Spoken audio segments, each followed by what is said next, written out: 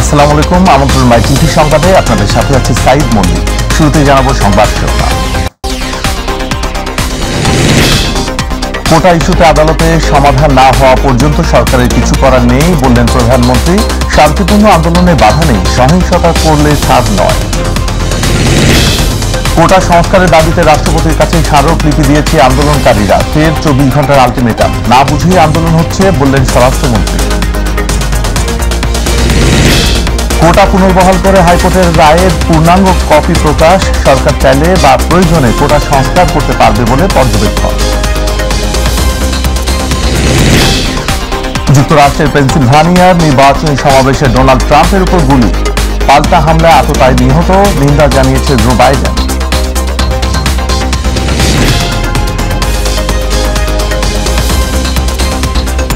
শুনছিলেন শিরোনাম, এবার বিস্তারিত সংবাদ।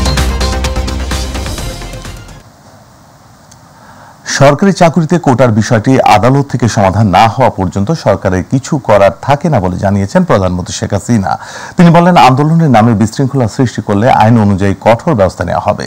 চীন সফর নিয়ে গণভবনে আয়োজিত সংবাদ সম্মেলনে এসব কথা বলেন তিনি। দুর্নীতি প্রকাশে সরকারের ইমেজ নষ্ট হওয়ার কিছু নেই জানিয়ে দুর্নীতিবাজদের বিরুদ্ধে শাস্তিমূলক ব্যবস্থা নেওয়ার নির্দেশ দেন প্রধানমন্ত্রী শেখ হাসিনা। আরো জানাচ্ছেন রাকিব হাসান।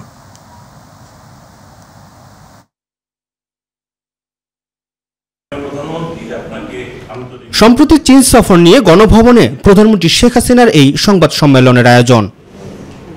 শুরুতেই সফরের বিস্তারিত তুলে ধরে সফর থেকে প্রাপ্তি অপ্রাপ্তি নিয়ে সমালোচনার জবাব দেন প্রধানমন্ত্রী। চুক্তি করা হয়েছে, এমইউ স্বাক্ষর করা হয়েছে, সমঝোতা স্বাক্ষর করা হয়েছে, আবার কিছু নবায়নও করা হয়েছে। এখানে আছে 21টা, আর এদিকে আরও 7টা বিষয়। কাজে এইগুলি আমি জানি না যারা এই কথাগুলি বলে বেড়াচ্ছেন তারা কি জেনে বুঝে বলছেন নাকি শুধুমাত্র মানে আমাকে হেয় করার জন্যই বলছে, সেটাই হচ্ছে প্রশ্ন।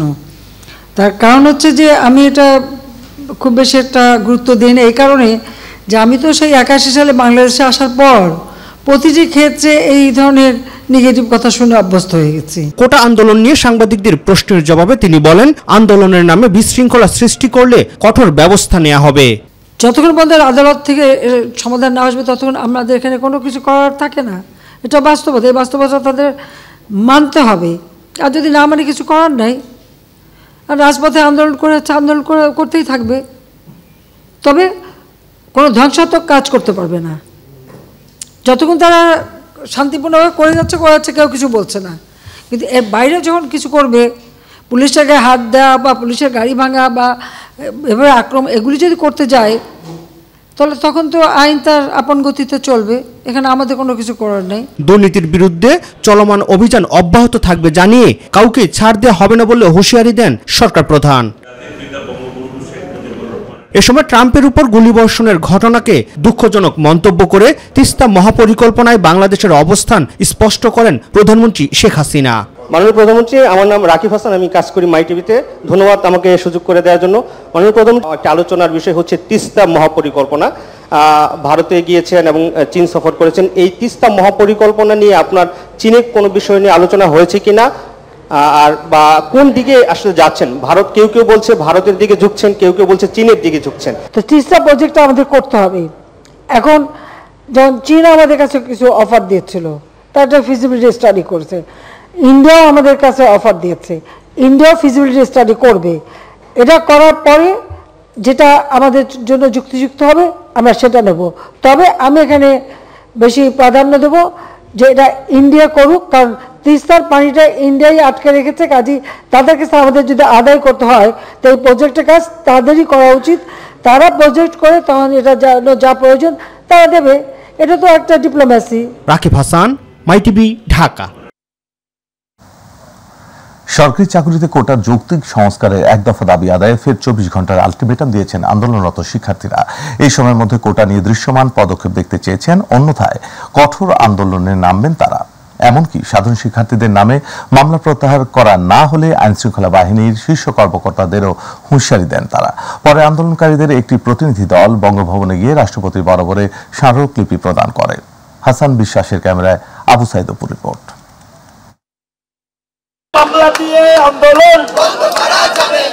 সরকারি চাকরিতে কোটার যৌক্তিক সংস্কার এক দফা দাবি আদায়ে ফের 24 ঘন্টার আলটিমেটাম দিয়েছে আন্দোলনরত শিক্ষার্থীরা। আমাদের নামে যে মিথ্যা মামলা দেওয়া হয়েছে আমাদের ভাই বোনদের নামে, সেগুলো তুলে নেওয়া হয়। যে আমরা দুর্ভোগ সৃষ্টি করবো না যদি আমাদের দাবি মেনে নেয়। আমরা এখানে এতদিন ছিলাম, আমরা আন্দোলন করেছি, ঠিক আছে, আমরা এটা দাবি আদায় না হওয়া পর্যন্ত আমরা রাজপথেই থাকবো। যৌক্তিক আন্দোলন, আমরা একটা যৌক্তিক দাবি নিয়ে মাঠে নামছি। সুতরাং আমার যারা বিশ্বাস সরকার আমাদের বিষয়টা নিয়ে মাথা ঘামাবেন। আমাদের দাবি আপনারা মেনে নেন, আমরা এখন রাজপথ ছেড়ে দেব। সকাল 11টার দিকে ঢাকা বিশ্ববিদ্যালয়ের লাইব্রেরি প্রাঙ্গণ থেকে বৈষম্য বিরোধী ছাত্র আন্দোলনের একটি মিছিল বের হয়ে শাহবাগ দিয়ে মৎস্য ভবনের দিকে পৌঁছালে পুলিশি বাধার মুখে পড়ে। এরপর শিক্ষার্থীরা মিছিল নিয়ে বঙ্গভবনের উদ্দেশ্যে যাত্রা করতে চাইলে পুলিশ তাতে বাধা দেয়। তবে বাধা উপেক্ষা করে আন্দোলনকারীরা গুলিস্তানের দিকে এগিয়ে গিয়ে অবস্থান নেয়।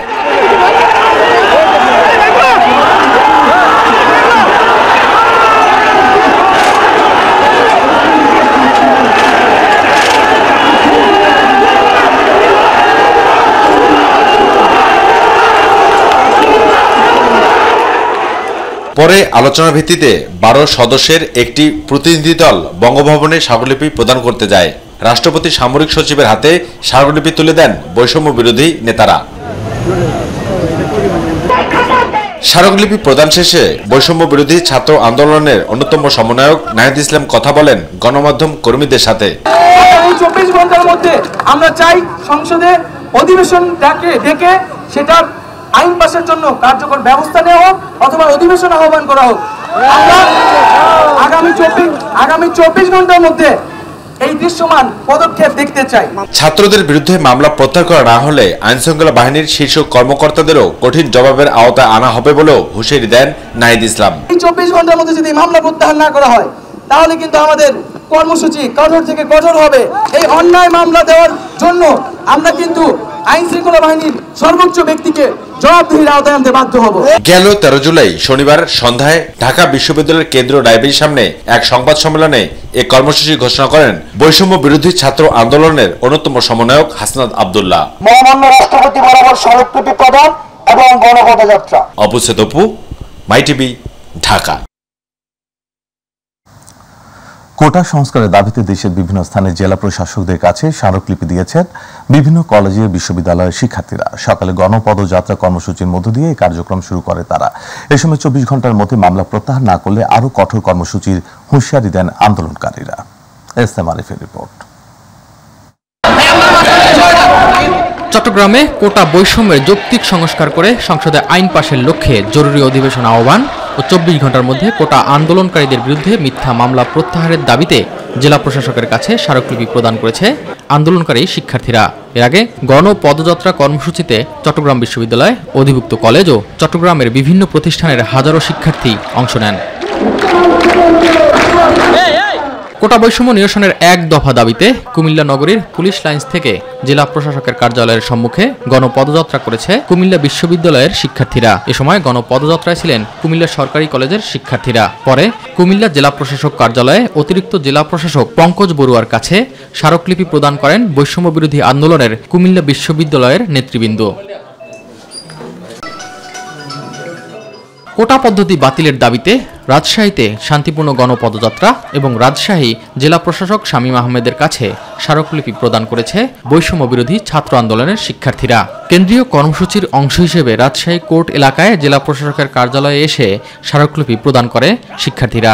বিশ্ববিদ্যালয়ের এই শিক্ষার্থীদের সাথে রাস্তায় যোগ দেয় রাজশাহী প্রকৌশল ও প্রযুক্তি বিশ্ববিদ্যালয়, রাজশাহী কলেজ ও রাজশাহী মেডিকেল কলেজের শিক্ষার্থীরা।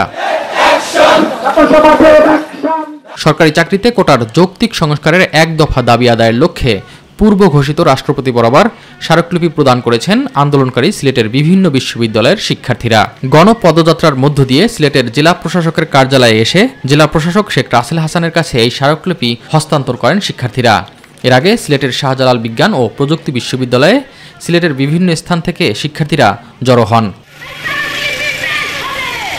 কোটা সংস্কারের দাবিতে খুলনা ন্যাশনাল ইউনিভার্সিটির শিক্ষার্থীরা জেলা প্রশাসক বরাবর স্মারকলিপি প্রদান করেছে।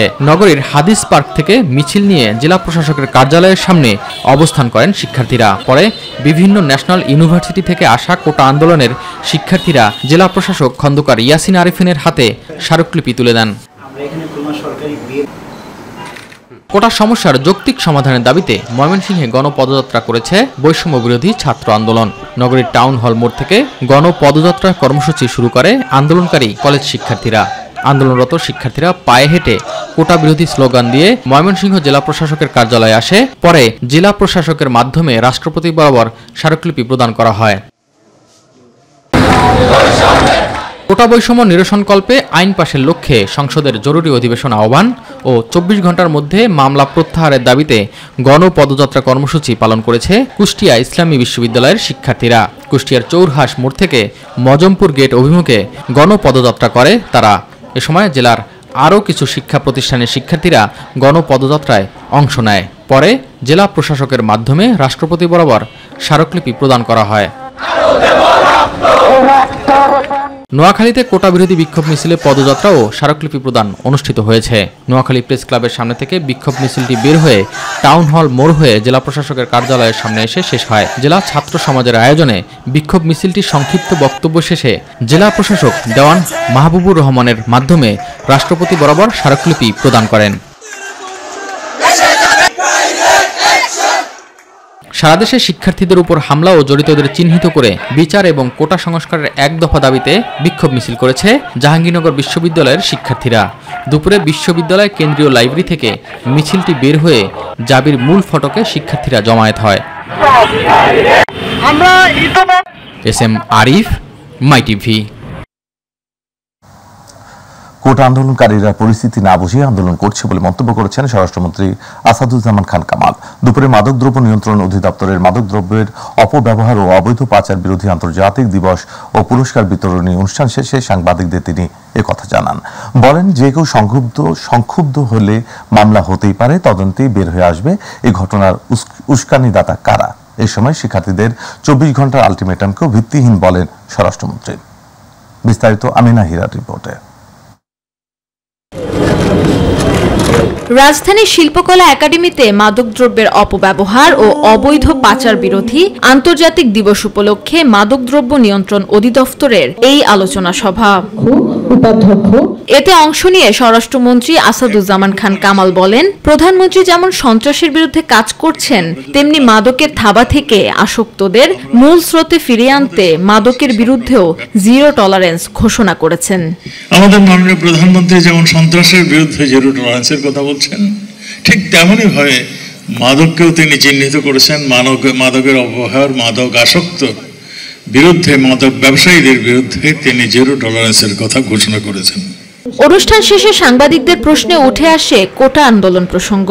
এ সময় স্বরাষ্ট্রমন্ত্রী বলেন, মামলার তদন্তে বেরিয়ে আসবে এ ঘটনার উস্কানিদাতা কারা। যে কেউ সংক্ষুব্ধ হলে মামলা করতে পারে। মামলার তদন্তর পরে যদি এটার মেরিট না থাকে তাহলে এটা অটোমেটিক বাতিল হয়ে যাবে। সেইখানে 24 ঘন্টা, 10 ঘন্টা, 24 দিন এইগুলি কোনো প্রশ্ন আসে না।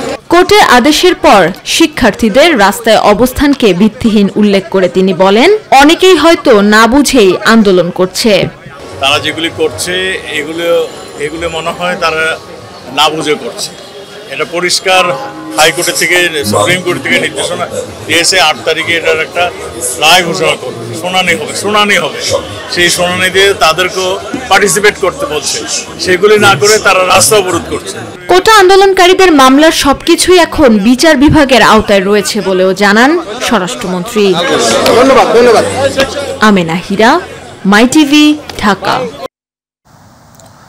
প্রথম ও দ্বিতীয় শ্রেণীর সরকারি চাকুরিতে মুক্তিযোদ্ধা সহ কোটা পদ্ধতি বাতিলের পরিপত্র অবৈধ ঘোষণা করে দেয়া হাইকোর্টের পূর্ণাঙ্গ রায় প্রকাশ হয়েছে। রায়ের 27 পৃষ্ঠার অনুলিপি রোববার সুপ্রিম কোর্টের ওয়েবসাইটে প্রকাশ করা হয়েছে। রায়ে বলা হয়েছে, সরকার প্রয়োজনে অথবা চাইলে কোটা সংস্কার করতে পারবে। এর আগে গত 5 জুন সরকারি চাকুরিতে প্রথম ও দ্বিতীয় শ্রেণীর মুক্তিযোদ্ধা কোটা পদ্ধতি বাতিলের সিদ্ধান্ত অবৈধ ঘোষণা করেন বিচারপতি KM কামরুল কাদের ও বিচারপতি খিজির হায়াতের হাইকোর্ট বেঞ্চ। গত 4 জুলাই প্রধান বিচারপতি ওবায়দুল হাসানের নেতৃত্বে 6 বিচারপতির আপিল বেঞ্চ কোটা পদ্ধতি বাতিলের সিদ্ধান্ত অবৈধ ঘোষণা করে হাইকোর্টে দেয়া রায় আপাতত বহাল রাখার নির্দেশ দেন। পরে 10 জুলাই হাইকোর্টের দেয়া রায়ে 4 সপ্তাহের জন্য স্থিতাবস্থা দেন আপিল বিভাগ।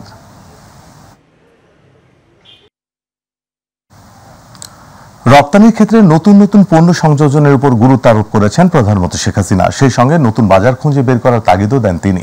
সকালে রাজধানীর ওসমানী স্মৃতি মিলনায়তনে জাতীয় রপ্তানি ট্রফি প্রদান অনুষ্ঠানে তিনি এসব কথা বলেন। অনুষ্ঠানে 2021-2022 অর্থ বছরে বিদেশি মুদ্রা আহরণ ও কর্মসংস্থান সৃষ্টিতে অবদান রাখায় এবার 77টি প্রতিষ্ঠানকে রপ্তানি ট্রফি দেওয়া হয়। আতিকুর রহমান তিতাসের রিপোর্ট। দেশের রপ্তানি বাণিজ্যে উল্লেখযোগ্য অবদানের জন্য প্রতি বছর বাণিজ্য মন্ত্রণালয় জাতীয় রপ্তানি ট্রফি দিয়ে থাকে। 2021-22 অর্থ বছরে বৈদেশিক মুদ্রা আহরণ ও ব্যাপক কর্মসংস্থান সৃষ্টির মাধ্যমে রপ্তানি খাতে অবদানের জন্য জাতীয় রপ্তানি ট্রফি পেল 77টি প্রতিষ্ঠান। এছাড়া সর্বাধিক বৈদেশিক মুদ্রা অর্জনকারী প্রতিষ্ঠান হিসেবে বঙ্গবন্ধু শেখ মুজিব ট্রফি পেয়েছে একটি প্রতিষ্ঠান। সকালে রাজধানীর ওসমানী স্মৃতি মিলনায়তনে জাতীয় রপ্তানি ট্রফি প্রদান অনুষ্ঠানে যোগ দেন প্রধানমন্ত্রী শেখ হাসিনা। সাফল্য পাওয়া প্রতিষ্ঠানগুলোর কর্ণধারদের হাতে তুলে দেন জাতীয় রপ্তানি ট্রফি। পরে প্রধানমন্ত্রী বলেন, বেসরকারি খাতকে উন্মুক্ত করা হয়েছে। শুধু বিদেশে রপ্তানি নয়, পণ্য দেশের বাজারেও বাজারজাত করতে হবে ব্যবসায়ীদের। বিভিন্ন ব্যবসা বাণিজ্য সবকিছু আমরা কিন্তু টেলিভিশন, রেডিও, বিমান, হেলিকপ্টার থেকে শুরু করে শিল্প, কলকারখানা, প্রত্যেকটা সেক্টরে বেসরকারি খাত যাতে সুযোগ পায় সেটাকে আমি উন্মুক্ত করে দিয়েছিলাম। বাজারজাত শুধু দেশে কেন, বিদেশে কেন, আমার দেশেও যাতে করা যায় সেই ব্যবস্থাটাও আমাদের নিতে হবে। আজকে কিন্তু সেই পরিবর্তনটা এসেছে, এটা নিশ্চয়ই আপনারা স্বীকার করবেন। আপনাদের অনেকেরই পণ্য এখন সে গ্রাম পর্যায় পর্যন্ত চলে যায়, গ্রামেই বিক্রি হচ্ছে অনেক পণ্য। অর্থাৎ গ্রামের মানুষ, আমার প্রত্যেকটা প্রকল্প এবং নীতিমালা এটাই লক্ষ্য ছিল যে আমার নিজের দেশের মানুষের ক্রয় ক্ষমতা যেন বৃদ্ধি পায়, সেদিকে লক্ষ্য রেখে আজকে কিন্তু আমরা কাজ করে যাচ্ছি এবং অর্থনীতি দিক থেকে আমরা সেই সময় যথেষ্ট স্বাবলম্বিতা অর্জন করি। 2001 থেকে 2008 পর্যন্ত লুটপাট, জুলুম, হামলা মামলা চলেছে উল্লেখ করে শেখ হাসিনা বলেন, দেশের মানুষের আর্থসামাজিক উন্নতি করাই বর্তমান সরকারের লক্ষ্য। পরিকল্পিতভাবে কাজ করার জন্যই শক্তিশালী অর্থনীতি গড়ে তোলা সম্ভব হয়েছে বলেও জানান সরকার প্রধান। আমি বসে থাকিনি, আমি লড়াই করছি বিদেশে বসেই এবং জোর করে একরকম ফিরে এসেছি, যেমন 81 সালে ফিরে এসেছিলাম।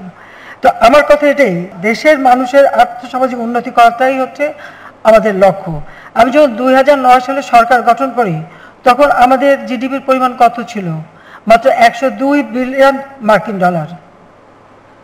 আজকে 15 বছর আমরা দেশ চালিয়েছি। 2013 সালে সেই জিডিপি আমরা 450 বিলিয়ন মার্কিন ডলারে উন্নীত করতে সক্ষম হয়েছি। আমাদের প্রবৃদ্ধি 7.25% উন্নীত করতে সক্ষম হয়েছি।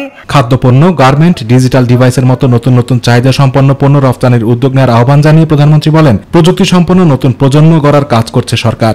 এখনকার সমাজে ব্যবসা বাণিজ্য বা শিল্প কলকারখানা এটাই হচ্ছে সমাজের মেরুদণ্ড, সব থেকে বেশি এটা যোগ্যতা পারে। আমাদের ছেলেমেয়েদের লেখাপড়া শিখেও আমরা সেইভাবে তৈরি করে দিচ্ছি এবং আধুনিক প্রযুক্তি জ্ঞান সম্পন্ন আমাদের প্রজন্মের পর প্রজন্ম তৈরি হবে এবং দেশের উন্নয়নের ধারাবাহিকতা বজায় থাকবে এবং দেশের মানুষের ভাগ্য পরিবর্তন হবে, সেটাই আমরা চাই। আজকে আমরা বাংলাদেশকে স্মার্ট বাংলাদেশ হিসেবে গড়ে তুলব। সেটা আমরা 2041 সালে বাংলাদেশ হবে উন্নত, সমৃদ্ধ, ক্ষুধা, দারিদ্র্যমুক্ত, smart Bangladesh, smart government, smart economy, smart population, smart society, সেইভাবে এই বাংলাদেশকে গড়ে তুলব। Atiqur Rahman Titas, My TV. এবার সাবেক প্রেসিডেন্ট ট্রাম্প প্রসঙ্গ। যুক্তরাষ্ট্রের পেনসিলভানিয়া নির্বাচনী সমাবেশ করতে গিয়ে প্রাণঘাতী হামলা শিকার হয়েছেন দেশটির সাবেক প্রেসিডেন্ট ও রিপাবলিকান প্রার্থী ডোনাল্ড ট্রাম্প। সমাবেশে বক্তৃতা দেওয়ার সময় দূরবর্তী একটি ভবনের ছাদ থেকে তার উপর স্নাইপার হামলা হয়েছে। সৌভাগ্যক্রমে হামলায় অল্পের জন্য বেঁচে গেছেন ট্রাম্প, তবে তার ডান কানে গুলি লেগেছে। ঘটনার পর হামলাকারীও নিহত হন। হামলার বিষয়ে কঠোর নিন্দা জানিয়েছেন মার্কিন president Joe Biden. Atiqur Rahman তিতাসের আরেকটি রিপোর্ট। নির্বাচনী প্রচার চলাকালে গুলিবিদ্ধ হয়েছেন যুক্তরাষ্ট্রের রিপাবলিকান দলের প্রেসিডেন্ট প্রার্থী ডোনাল্ড ট্রাম্প। শনিবার নির্বাচনী এক জনসভায় অংশ নিয়ে বক্তৃতা দেওয়ার সময় ডান কানে গুলিবিদ্ধ হন তিনি। এতে তার কান থেকে রক্ত গড়িয়ে পড়তে দেখা যায়। গুলির ঘটনার পরপরই জনসভায় আগত ব্যক্তিদের মধ্যে আতঙ্ক ছড়িয়ে পড়ে। সিক্রেট সার্ভিস এক বিবৃতিতে জানিয়েছে বন্দুকধারীও নিহত হয়েছেন। এছাড়া জনসভায় গুলির ঘটনায় আরও একজন নিহত এবং 2 জন আহত হয়েছে। ট্রাম্প নিজস্ব সামাজিক যোগাযোগ মাধ্যম ট্রুথ সোশ্যাল প্ল্যাটফর্মে লিখেছেন, তার ডান কানের উপরে গুলি লেগেছে, প্রচুর রক্তক্ষরণ হয়েছে, তবে তিনি সুস্থ আছেন। গুলির ঘটনার পরপরই ট্রাম্প তার ডান হাত দিয়ে ডান কান চেপে ধরেন, এরপরে নিচু হয়ে যান। পরবর্তীতে নিরাপত্তার দায়িত্বে থাকা সিক্রেট সার্ভিসের প্রতিনিধিরা তাকে নিরাপত্তার চাদরে ঘিরে ফেলেন। সিক্রেট সার্ভিস এবং সাবেক প্রেসিডেন্ট ট্রাম্পের নির্বাচনী ক্যাম্পেইন কর্তৃপক্ষ বলছে, পেনসিলভানিয়ার বাটলারে গুলির ঘটনার পর ট্রাম্প নিরাপদে আছেন। ঘটনাস্থলটি উত্তর পিটসবার্গ থেকে প্রায় 30 মাইল দূরে অবস্থিত। বন্দুকধারীর পরিচয় এখনো পাওয়া যায়নি এবং তার প্রকৃত উদ্দেশ্য কি ছিল সে সম্পর্কে তাৎক্ষণিকও কিছু জানা যায়নি। রিপাবলিকান এবং ডেমোক্র্যাট এই ঘটনায় শোক জানিয়েছে। সিক্রেট সার্ভিস এজেন্সি জানিয়েছে, বন্দুকধারী বাইরে থেকে এসে ট্রাম্পের উপর গুলি চালায়। মার্কিন প্রেসিডেন্ট নির্বাচন অনুষ্ঠিত হওয়ার 4 মাসের কম সময়ের আগেই এই বন্দুক হামলার ঘটনা ঘটল। আগামী 5 নভেম্বর মার্কিন প্রেসিডেন্ট নির্বাচন অনুষ্ঠিত হবে। এই নির্বাচনে ডেমোক্র্যাট প্রার্থী প্রেসিডেন্ট জো বাইডেনের বিপক্ষে প্রতিদ্বন্দ্বিতা করছেন ডোনাল্ড ট্রাম্প। এদিকে হামলার বিষয়ে কঠোর নিন্দা জানিয়েছেন মার্কিন প্রেসিডেন্ট জো বাইডেন। তিনি বলেন, আমেরিকায় এই ধরনের সহিংসতার কোনো স্থান নেই, এই ধরনের হামলা ক্ষমা করা যায় না বলেও। বরিশালের মুলাদীর মীরগঞ্জ ফেরিঘাটে নিয়মিতই নেওয়া হচ্ছে মাত্রাতিরিক্ত ভাড়া। ঘাট কর্তৃপক্ষের আচরণ ও কার্যক্রমে জিম্মি শ্রমিক সহ সাধারণ মানুষ। শক্তিশালী চক্রের জন্যই কিছু করা যাচ্ছে না বলে জানিয়েছেন স্থানীয় সংসদ সদস্য। মুলাদী প্রতিনিধি রাকিবুল ইসলাম রাকিবের পাঠানো তথ্য ও ভিডিও নিয়ে রিপোর্ট করছেন ইলিয়াস কমল। বরিশাল জেলার নদী পরিবেষ্টিত 3টি উপজেলা মুলাদী, হিজলা ও মেহেন্দিগঞ্জ। বিচ্ছিন্ন এই 3 দ্বীপ উপজেলার বাসিন্দাদের বরিশাল শহরের সঙ্গে যোগাযোগের একমাত্র মাধ্যম মুলাদী ও বাবুগঞ্জ উপজেলার সীমান্তবর্তী আরিয়ালখা নদীর মীরগঞ্জ ফেরিঘাট। অভিযোগ উঠেছে, ঘাটের ইজারাদার প্রভাব খাটিয়ে যানবাহন ও যাত্রীদের কাছ থেকে দ্বিগুণ থেকে সর্বোচ্চ 10 গুণ পর্যন্ত ভাড়া আদায় করছেন। নিয়মনীতির তোয়াক্কা না করে নিজেদের খেয়াল খুশি মতো এই ভাড়া আদায় করায় ফেরি কর্তৃপক্ষের এমন আচরণে নাস্তানাবুদ এই রুটে চলাচলকারী চালক যাত্রী সবাই। রাত্রে পারাইলে 2400 আর দিনে পারাইলে আপনার 1600 টাকা। যে ভাড়া আসে তার ম্যাক্সিমাম টাকাটাই যায় আমাদের ফেরি ভাড়াতে। এখন জনগণ সুবিধা পাইতেছে না, পাইতেছে যারা এইটা ইজারা নিতেছে, ইজারাদার এবং তার লোকজন। ট্রেইলার 250 টাকার পরিবর্তে নেওয়া হচ্ছে 2800 টাকা, মিডিয়াম ট্রাক 100 টাকার পরিবর্তে নেওয়া হচ্ছে 2400 টাকা, মিনি ট্রাক 75 টাকার পরিবর্তে নেওয়া হচ্ছে 1800 টাকা, আর রাত হলে বাড়ে অর্থের পরিমাণ। ফেরি পারাপারের জন্য নির্ধারিত ভাড়ার থেকে কয়েক গুণ বেশি টাকা গুনতে হয় পরিবহন শ্রমিকদের। ফেরি কর্তৃপক্ষের এমন আচরণে নাস্তানাবুদ এই রুটে চলাচলকারী চালক যাত্রী সবাই। 2100 টাকা তা আমরা বলতে পারি না, এটা ডাকের ফেরি। আমার কাছ থেকে যে 1600 টাকা নিয়েছে, সরকারি নিয়ম অনুযায়ী অনেক বেশি নিয়েছে আর স্লিপ দেয় না। ফেরি ইজারাদারদের এমন আচরণে জিম্মি থাকার কথা স্বীকার করেছেন স্থানীয় সংসদ সদস্য। জানালেন, রাজনৈতিক প্রভাবের কারণে তাদের শাস্তি দিয়েও অতিরিক্ত অর্থ আদায় বন্ধ করা যায় না। রাজনীতি জড়িত ফেরিঘাটটার সাথে। আমি বহুবার যারা ফেরি ঘাটে ডিউটি করে অনেকের ধরতে গিয়ে ইউনিয়ন সাহেবরা এদের 3 দিন 5 দিন 7 দিন শাস্তি দিয়ে দিছে, কিন্তু কোনো লাভ হয় না। এ বিষয়ে জানতে চাইলে দিন ও রাতে পৃথক ভাড়া নেওয়ার কথা স্বীকার করে ঘাট কর্তৃপক্ষ। তবে অতিরিক্ত ভাড়া প্রসঙ্গে কোনো কথা বলেনি তারা। ভাড়া কিছু টাকা বাদ করে, ওরা ওরাও জানে রাত দিনের ভাড়া আছে, মানে যত ফেরিঘাট আছে দিনে একটা কোনো ভাড়া, রাত্রে কিন্তু আরেকটা কোনো ভাড়া ফেরিঘাট আছে। দ্রুত এই সমস্যার সমাধান করে জনগণের যাতায়াতে সুষ্ঠু ব্যবস্থাপনা নিশ্চিতে সরকার কার্যকর পদক্ষেপ নেবে, এমনটাই প্রত্যাশা স্থানীয়দের। ইলিয়াস কমল, মাই টিভি। এই সঙ্গে শেষ সংবাদ পরবর্তী সংবাদ থেকে আমাদের বিদায় নিচ্ছি। আল্লাহ হাফেজ।